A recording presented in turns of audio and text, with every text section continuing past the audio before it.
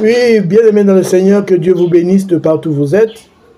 Vous êtes justement sur la chaîne Chams TV. Chams TV. Abonnez-vous, bien-aimés dans le Seigneur, afin que vous ne puissiez pas rater nos prochaines émissions. Que Dieu vous bénisse au nom de Jésus-Christ.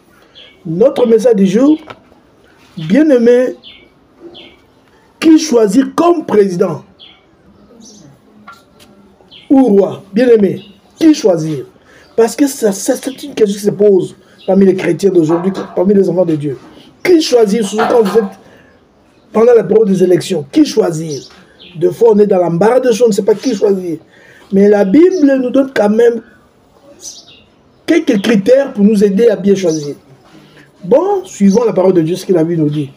Ouvrons nos Bibles dans Deutéronome chapitre 17, versets 14 à 17. Mais nous allons lire, c'est peut-être 2 versets seulement. Lorsque tu seras entré, Dieu le dit aux enfants d'Israël, lorsque tu seras entré dans ton pays, dans le pays que l'Éternel ton Dieu te donne, lorsque tu le posséderas et que tu auras établi ta demeure et que tu diras, je vais mettre un roi sur moi, comme toutes les nations qui m'entourent. Tu mettras sur toi un roi que choisira l'Éternel, ton Dieu. Tu prendras un roi au milieu de tes frères. Tu ne pourras pas te donner un étranger qui ne soit pas ton frère. Bien-aimé, ça c'est clair, Dieu le dit aux enfants d'Israël. Il dit, vous les enfants d'Israël, quand ils étaient encore dans le désert, lorsque vous entrerez dans le pays que l'Éternel votre Dieu vous donne, et que vous aurez les besoins de mettre un roi, voici ce que vous ferez. Qu'est-ce qu'il faut faire? Tu mettras le roi que Dieu aura choisi pour toi. Le roi que Dieu aura choisi pour toi. C'est Dieu qui choisit. Alors, si Dieu ne choisit pas, il lui donne quelques critères. Tu prendras un roi du milieu de tes frères. Le roi là viendra du milieu de tes frères. Du milieu de tes frères. Tu ne prendras pas. Tu prendras un roi du milieu de tes frères. Tu ne prendras pas. Tu ne pourras pas te donner un étranger qui ne soit pas ton frère. Tu ne pourras te donner un étranger qui ne soit pas ton frère. Ça, c'est un critère, bien aimé, important à observer. Dans le choix de roi en Israël, il devait se choisir. Si ce n'est pas Dieu qui choisit, alors si c'est eux, ils devaient suivre cela. Le roi devait venir parmi les frères. Parmi leurs frères, les gens qu'ils connaissent. Pas un étranger, surtout pas un étranger. Ce que la Bible dit. Vous aussi, de même bien aimés comme nous. Si vous êtes comme nous sommes pendant la période de les élections. Qui choisir au juste, c'est clair. Il faut choisir parmi les frères. Pas un étranger. Vous ne pouvez pas mettre un étranger à la tête de ton pays. Ça, c'est pas possible. S'il est animé de mauvaises intentions, bien aimé, c'est fini pour le pays. Il va piller le pays pour un autre pays. Regardez les pays. Il y a certains pays qui sont riches, mais qui par hasard ont tué des rois, des présidents étrangers. Qu'est-ce qui se passe? Ils étaient riches, ils vont s'approuver encore davantage, mais les pays environnants, d'où sortent le président en question, vont s'enrichir. C'est ça parce qu'ils appillent, parce qu'ils pillent pour enrichir notre pays. Bien aimé, il faut réfléchir sur ces choses-là dans le choix. Attention, attention, bien aimé, ne commettez pas cette erreur-là. Je m'adresse à toi qui me suis. Vous qui êtes dans un pays où vous vous préparez dans les élections, bien aimé, c'est important de choisir un roi parmi les frères, parmi vos frères, et non parmi les étrangers. Ce n'est pas possible. Nous continuons, que Dieu vous bénisse au nom de Jésus-Christ. La Bible dit que l'Éternel choisira. Un roi que l'Éternel choisira d'eux. Si c'est vous-même, il faut que ce soit votre frère. Ou encore, pas un étranger. C'est important. Comment Dieu choisit-il? Dans 1 Samuel chapitre 16, verset 11 à 13, la Bible nous dit, l'Éternel dit à Samuel, ne prend point garde à son apparence, ni à la hauteur de sa taille, car je l'ai rejeté. L'Éternel ne considère pas ce que l'homme considère. L'homme regarde à ce qui frappe les yeux, mais l'Éternel regarde au cœur. Dieu leur dit, Dieu, quand il choisit, il regarde le cœur. Quand Dieu choisit, quand il a choisi un roi pour Israël, c'était le roi David, Dieu a regardé le cœur. Il a vu que cet homme avait un bon cœur. Mais tandis qu'eux-mêmes, lorsqu'ils se sont choisis, ils n'ont pas tenu compte du cœur. Ils n'ont pas tenu compte du comportement de la personne. Ils ont choisi le roi Saül. C'est ce qu'ils avaient choisi. Mais l'Éternel, lui, quand il choisit, il dit à Samuel, quand moi j'ai choisi, moi je ne regarde pas à ce qui frappe les yeux. Mais l'homme regarde ce qui frappe les yeux, à ce qu'il voit. Ah, il est comme ça, il est comme ça. L'homme regarde ce qui frappe les yeux, mais l'Éternel regarde ce qui frappe, ce qui est dans le cœur de l'homme. C'est important, bien aimé. Vous, quand vous choisissez, vous allez choisir qui? À la députation, vous allez choisir qui? Et vous regardez l'apparence de la personne. Qu'est-ce qui vous motive au juste pour le choix?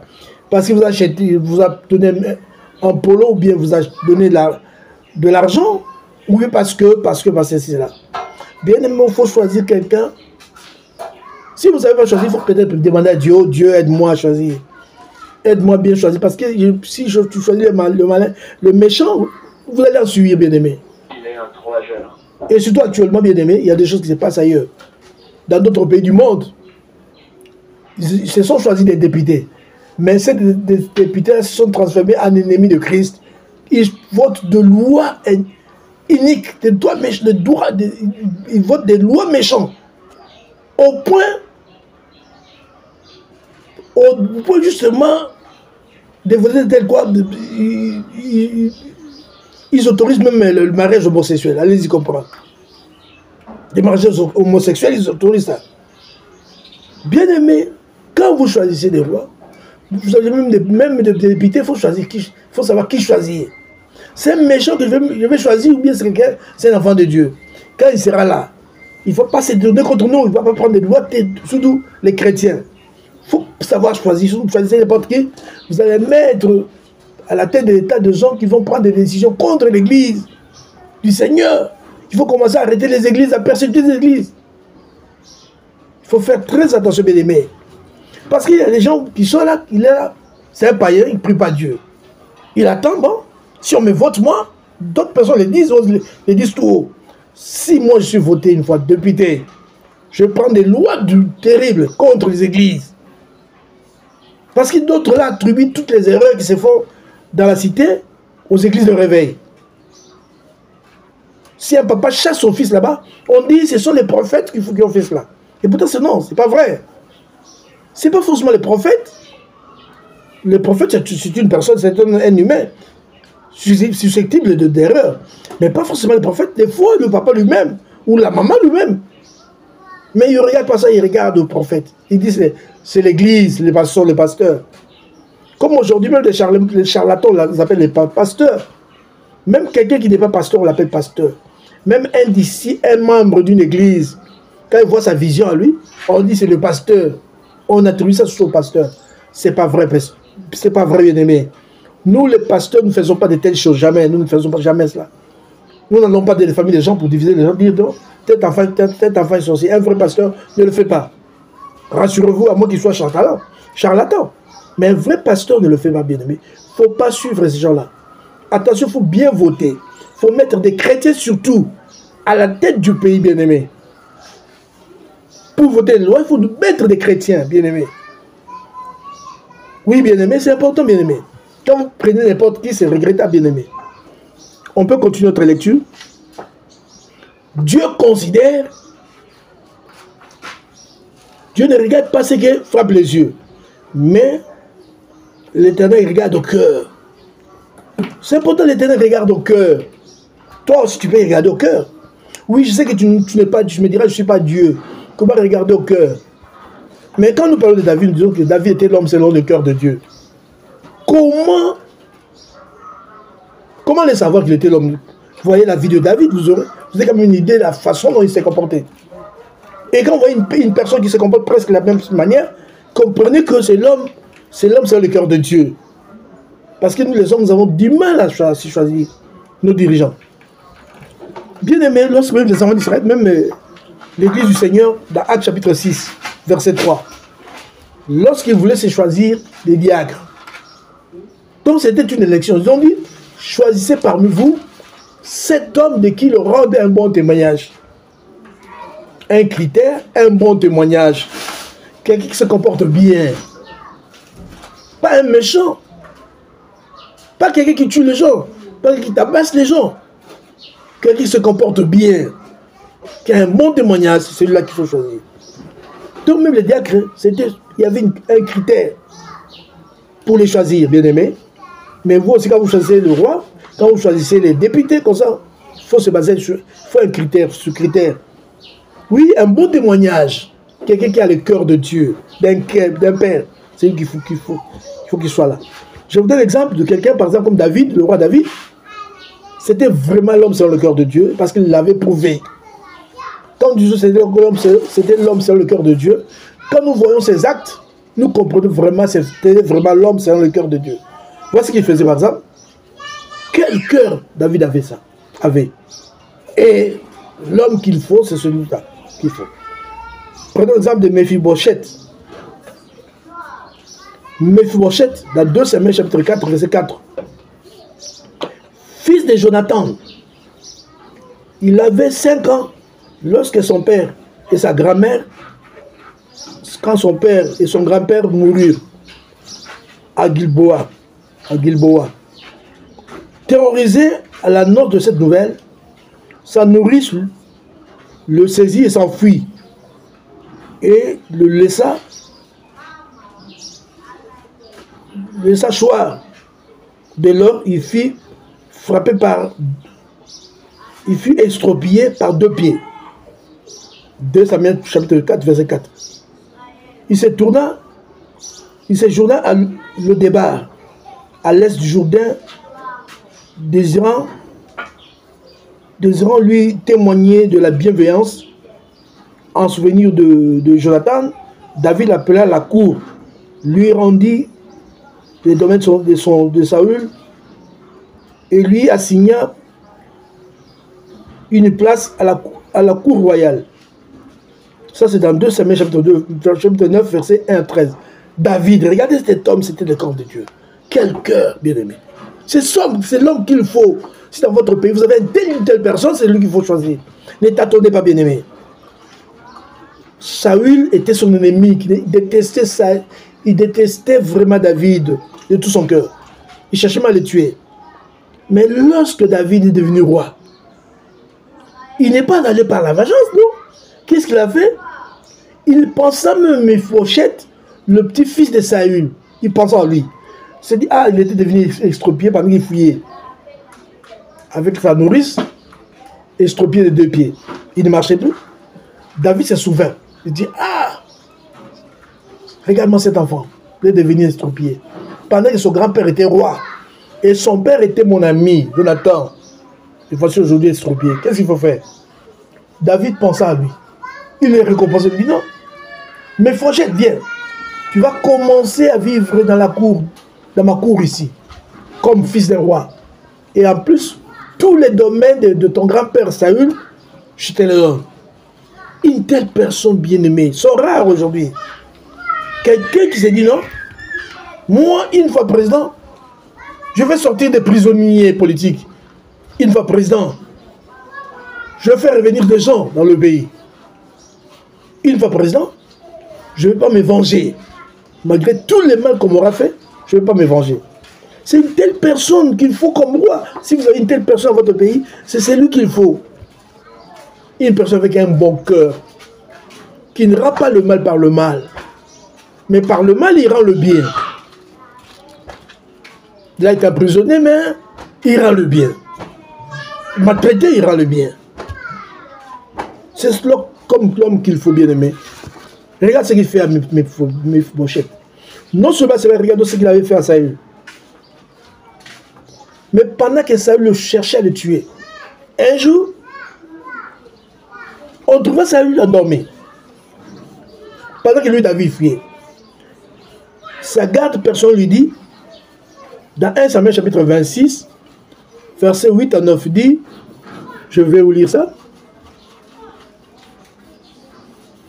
Archaï dit à David, Dieu livre aujourd'hui ton ennemi entre tes mains. Laisse-moi, je te prie, le frapper de ma lance et le clouer en terre d'un seul coup, pour que je n'ai pas à y revenir. Verset 9. Mais David dit à Abishai, ne le détruis pas, car qui pourrait impunément porter la main sur l'un de l'Éternel. C'est l'Éternel seul à le frapper. Soit son séjour vienne et qu'il meure, soit qu'il descende sur un champ de bataille et qu'il périsse. Bien aimé, regardez une telle personne. Sont rares. Quand vous rencontrez une telle personne dans votre quartier, dans votre cité, dans votre ville, c'est l'homme qu'il faut choisir, normalement. Regarde, bien aimé, qu'est-ce qu'il fait? Saül était là, à sa portée. Saül le cherchait. Et il se raconte comme ça, Saül dormait. Et sa garde lui dit, regarde, il dort. Hein. Permets-moi, roi. Je lui lance seulement une... Je vais le percer d'une lance, comme ça il va mourir. Je ne voudrais pas revenir à ça. Un seul coup, il meurt. David lui dit, oh, mon serviteur, tu ne sais pas ce que tu dis là. C'est un roi de l'Éternel, ce n'est pas moi qui l'avais choisi, qu'il soit roi. Je l'ai trouvé roi. Et Dieu l'a mis de côté. Mais ce n'est pas moi de le tuer. Pourquoi le tuer? Je le laisse vivre là, droit à la vie. Je ne peux pas. Ne touchez pas l'oeil de l'Éternel. C'est David qui l'a dit, bien-aimé. Ne touchez pas l'oeil de l'Éternel. C'est lui que Dieu choisit. Ne touche pas l'oeil de l'Éternel. Quand quelqu'un dit, je vais toucher l'oeil de l'Éternel, je peux tuer. Celui-là n'est pas de Dieu, bien-aimé. Il n'a pas le cœur de Dieu. On ne rend pas le mal par le mal. Il y a un verset qui dit, celui qui rend le mal ne quittera pas sa maison. Celui qui rend le mal par le mal ne quittera pas sa maison. Si tu veux que le mal quitte ta maison, rends le mal. Si on te mal, on te dit mal, rends le bien, fais du bien à la place du mal qu'on t'a rendu. C'est l'homme qu'il faut, des gens comme ça. Nous avons besoin de gens comme ça à la tête du pays. Fouillez très bien, bien-aimés. Parmi les candidats que vous avez, vous verrez, quelqu'un qui a ce profil-là, qui a ce comportement-là. Je ne vous dirai pas qui. Je ne me dirai pas aller voter X, Y, non. Oui, je peux le dire. Moi aussi, je vais voter, je voterai. Je suis libre de voter qui je veux. Mais en réalité, c'est par le critère qu'ils vont se voter. Une personne qui est comme c'est celui qu'il faut. Vous voyez que cet homme a le cœur de Dieu. Il pense aux autres. Il se soucie des malheurs des autres. Il ne touche pas loin de l'Éternel. Tel a été avant moi, je ne le touche pas. Je ne le touche pas. Il a été avant moi. Son problème, c'est avec Dieu. Dieu, s'il veut le tuer, il le tuera. Mais Dieu le tue, ne l'a pas tué. Dieu le laisse vivre. Et moi, qui suis-je pour le tuer? Ne touche pas le lien de l'Éternel. C'est ça, bien, mais c'est la parole de Dieu. On ne touche pas le lien de l'Éternel. Celui qui a de telles intentions n'est pas de Dieu. Il va embraser le pays. Tout le pays, il y aura du sang. Bien aimé, quand on est animé d'esprit de vengeance, ça, ce n'est pas l'homme qu'il faut. Alors le choix, bien aimé, il faut bien choisir. Le critère, qui a le cœur de Dieu. Qui a le cœur de Dieu parmi ces candidats? Qui a le cœur de Dieu? Le cœur de Dieu. Comme Dieu disait, David c'était l'homme selon mon cœur. C'est ça ce qu'il faut bien aimer. Et en plus, je vous réponds, il dit, il faut choisir un roi parmi vos frères. Pas parmi les étrangers, pas un étranger. C'est une malédiction que d'avoir un étranger à la tête de votre pays. Quel est ce pays-là qui a un étranger à sa tête? Donc ça dit que dans le pays, il n'y a pas de gens capables. Il faut chercher, fouiller parmi les étrangers. Ce n'est pas bon bien aimé. Il faut que ce soit parmi le fils du pays. Bien aimé, la parole de Dieu est claire là-dessus. Si vous voulez faire autre chose, tant pis pour vous. Vendez votre pays à l'ennemi et vous aurez les conséquences. Les conséquences, vous les verrez. J'avais donné un passage là, 1 Samuel chapitre 19, verset 1 à 7.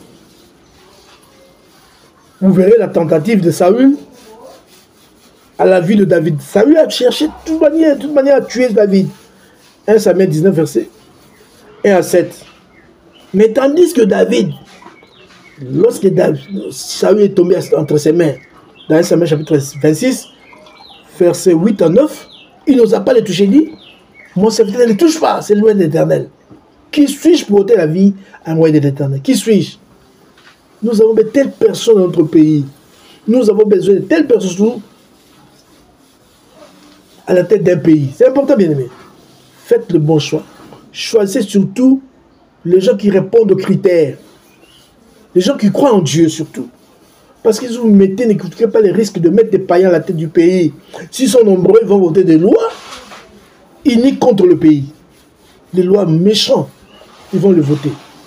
Alors, bien aimé, il ne faut pas mettre n'importe qui pour qu'ils ne puissent pas voter des lois méchantes au pays. Il faut mettre des gens qui connaissent Dieu, qui ont l'esprit de Dieu, qui ont l'amour de leur prochain. Lorsqu'ils voteront des lois, ils diront non. Nous gagnons autant, mais le peuple gagne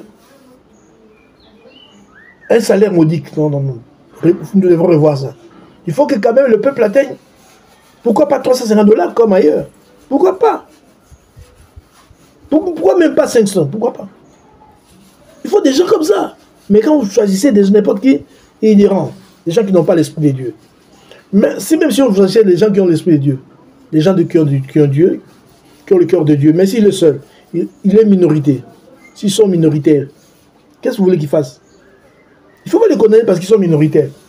Ils peuvent proposer une loi qui a l'avantage du peuple. Mais la majorité dit non, parce qu'ils veulent tout pour eux seuls. Mais c'est important de faire un bon choix. Que Dieu vous bénisse au nom de Jésus, de partout où vous êtes. C'était le docteur Dieudonné Tchabanga sur la chaîne Chams TV. Abonnez-vous, bien aimés, afin que vous ne puissiez pas manquer nos prochains enseignements. Je vous donne mon numéro de téléphone, 243, le code du pays, 89 89 30 559. Abonnez-vous, bien aimés, et à la prochaine au nom de Jésus-Christ. Que Dieu vous bénisse et de bonnes élections. Que la paix soit dans votre pays. Dans tous les pays où il y a élection, qu'il y ait la paix. Que Dieu vous bénisse au nom de Jésus-Christ. Partagez ce message. Partagez, bien aimés. C'est important.